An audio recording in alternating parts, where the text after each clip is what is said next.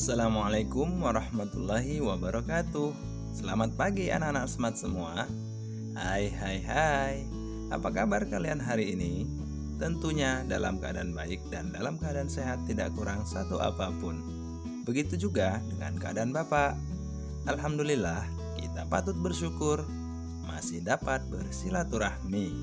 Demikian pula dengan pagi ini, kita masih dipertemukan, walau tidak secara langsung, namun lewat pembelajaran daring.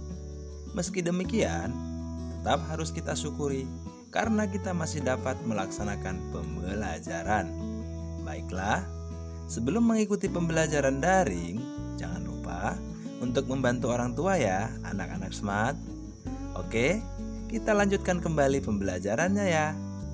Tetap semangat dan selalu tersenyum. Baiklah, anak-anak smart sekalian, hari ini kita akan membahas muatan materi tema 3, tokoh dan penemuan. Subtema 3, ayo jadi penemu, dalam pembelajaran ketiga dan keempat. Sebelum kita memulai pembelajaran, mari kita berdoa menurut agama dan kepercayaan masing-masing. Berdoa mulai. Berdoa selesai. Selanjutnya, mari kita simak dulu tujuan pembelajaran yang akan kita capai pada pembelajaran hari ini.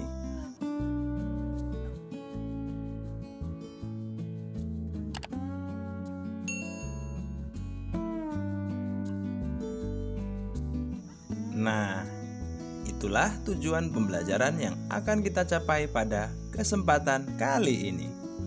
Kita akan memasuki pembelajaran ketiga. Pada pembelajaran sebelumnya, kalian telah belajar tentang rangkaian seri dan rangkaian paralel. Kali ini kita akan membahas karakter dari masing-masing rangkaian. Untuk itu, amatilah gambar rangkaian listrik yang terdapat di buku tema 3 halaman 130. Rangkaian listrik seri dan paralel banyak dipakai buat penerangan di berbagai tempat. Rangkaian seri sering banget kita lihat pada hiasan pohon Natal atau hiasan pada pohon-pohon besar di sepanjang jalan raya. Pada dasarnya, dalam kehidupan sehari-hari, terutama di rumah, rangkaian listrik yang mengakomodir arus energi buat penerangan adalah merupakan gabungan dari rangkaian listrik seri dan paralel. Rangkaian ini dikenal dengan nama rangkaian listrik campuran. Dengan demikian, kedua jenis rangkaian ini akan saling melengkapi satu sama lainnya. Seperti halnya lampu di kelas kalian yang menggunakan rangkaian listrik campuran. Terdapat 3 buah saklar dengan 4 buah lampu di kelas. Saat saklar 1 atau S1 dinyalakan, maka yang menyala adalah hanya lampu 1 atau L1. Saat saklar 2 atau S2 dinyalakan, maka hanya lampu 2 atau L2 yang menyala. Saat saklar 3 atau S3 dinyalakan, maka lampu 3 atau L3 dan 4 atau L4 yang menyala. Dengan kondisi tersebut, maka rangkaian seri pada lampu di kelas adalah L3 dan L4. Sedangkan rangkaian paralelnya adalah L1, L2, dan L3 dan L4. Rangkaian paralel akan sangat membantu sekali dalam penghematan biaya listrik, karena kita tidak perlu menyalakan semua lampu saat cuaca tidak terlalu gelap.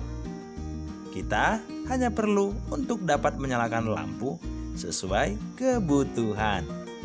Nah, teks tersebut masih ada yang belum sesuai dengan Pedoman Umum Ejaan Bahasa Indonesia atau PUEBI. Nah, anak-anak smart sekalian, tugas kalian adalah mengamati kembali teks tersebut. Lalu, temukan kosakata non baku dan kalimat tidak efektif dalam teks dan perbaiki. Kemudian, tuliskan hasilnya dalam tabel yang terdapat di buku tema 3 halaman 131. Selanjutnya, kita akan memasuki pembelajaran keempat, rambu lalu lintas. Pada pembelajaran sebelumnya, kalian telah belajar tentang penemuan lampu lalu lintas. Apa manfaat dari penemuannya? Dan apa yang harus kita lakukan untuk mematuhi rambu-rambu tersebut? Kita semua pasti sudah mengenal lampu lalu lintas. Kita sering melihat lampu lalu lintas di perempatan atau di persimpangan jalan. Lampu lalu lintas terdiri dari 3 warna, yaitu merah, kuning, dan hijau.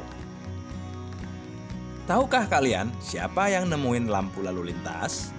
Ia adalah Gareth Augustus Morgan, seorang warga Amerika berkulit hitam yang peduli dengan keselamatan orang lain. Morgan terpanggil untuk menciptakan sistem lampu lalu lintas setelah melihat terjadinya kecelakaan antara mobil dengan kereta kuda. Ia nggak ingin kejadian itu terus terulang. Hingga saat ini, penemuan Morgan sangat bermanfaat untuk mengatur lalu lintas dan menyelamatkan pengguna jalan dari kecelakaan. Sama seperti teks di pembelajaran sebelumnya, teks tersebut juga belum sesuai dengan Pedoman Umum Ejaan Bahasa Indonesia atau PUEBI. Tugas selanjutnya bagi anak-anak smart yaitu temukanlah kosakata non baku dan kalimat tidak efektif dalam teks lampu lalu lintas. Tulislah dalam tabel yang terdapat di buku tema 3 halaman 135. Kemudian dilanjutkan dengan menjawab 2 buah pertanyaan di halaman 135. Baiklah anak-anak smart sekalian, kalian tentunya telah mengetahui bahwa lampu lalu lintas ditemukan untuk menciptakan keamanan dan kenyamanan bagi pengguna jalan. Selain lampu lalu lintas, masih banyak lagi rambu-rambu lainnya yang mempunyai tujuan masing-masing. Setiap warga negara mempunyai kewajiban untuk mematuhi rambu-rambu lalu lintas tersebut agar hak orang lain untuk mendapatkan keamanan dan kenyamanan terjamin. Berdasarkan pengalamanmu, tuliskanlah tentang contoh sikap warga yang sudah menunaikan kewajiban sebagai warga yang baik di jalan raya. Berikan pula contoh pengguna jalan yang tidak melaksanakan kewajibannya. Tuliskan hasil tugas kalian pada tabel yang terdapat di buku tema 3 halaman 137. Selain lampu lalu lintas, terdapat juga rambu-rambu lalu lintas lainnya.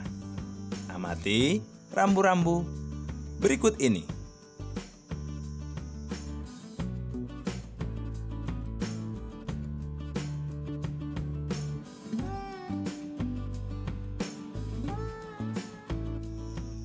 Nah, setelah kalian amati dengan seksama, maka tugas selanjutnya bagi anak-anak smart sekalian yaitu menjawab 4 buah pertanyaan yang ada di buku tema 3 halaman 138 dan 139. Apakah kalian sudah melaksanakan hak dan kewajiban kalian dengan tanggung jawab saat di jalan raya? Ayo, terus berusaha untuk menjadi penemu. Seorang penemu mempunyai sikap yang pantang menyerah. Baiklah anak-anak smart sekalian, hari ini kalian sudah belajar banyak hal.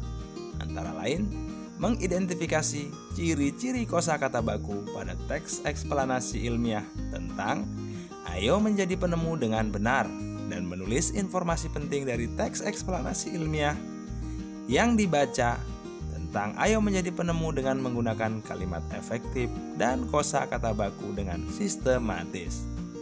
Lalu menemukan dan mempresentasikan fakta penerapan sifat rangkaian listrik sederhana yang secara seri dan paralel dalam kehidupan sehari-hari dengan benar dan sistematis.